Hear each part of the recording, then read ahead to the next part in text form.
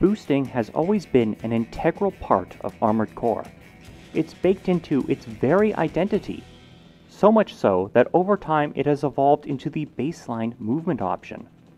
However, before Gen 4, boosting was far more taxing energy-wise. It wasn't possible to continue in a boosting state forever. It was closer to an enhanced movement option than the default it would become in later titles. Due to its high energy cost, players had to get creative in order to conserve their energy.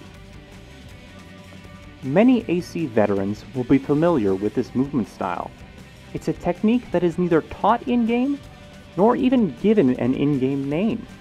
However, within the AC community, it is widely known as boost hopping or bunny hopping. Boost hopping is a move Armored Core players learn and internalize early on. A boost hop consists of 1. A grounded boost, 2. Double tapping the boost button to launch yourself into the air, 3. Fall back to the ground, and then 4. Repeat as needed.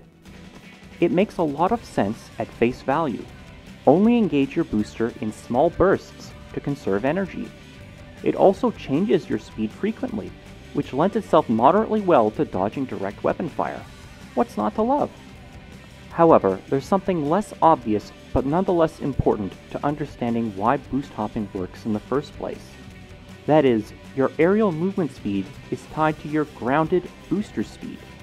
To be precise, it's coded to be a fixed percentage of your ground boosting speed. The precise percentage depends on which game you're playing. So while a grounded boost is the faster way to get from point A to point B, movement through the air is essentially free. So boost hopping is just repeatedly launching ourselves into the air as quickly and efficiently as possible. By doing so, we're taking advantage of the way the physics engine handles aerial mobility. It's sort of a movement exploit, not unlike the wave dash in Smash Bros. Melee, but, slower and a lot easier to perform. Another consequence of the aerial speed rule is that even in situations where the booster is never activated, it still has an impact.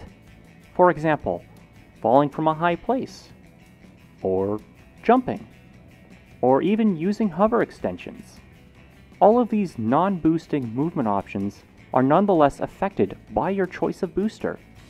If you were doing some sort of weird challenge run where you never activated your booster, it would still be worthwhile to have a strong one equipped anyway.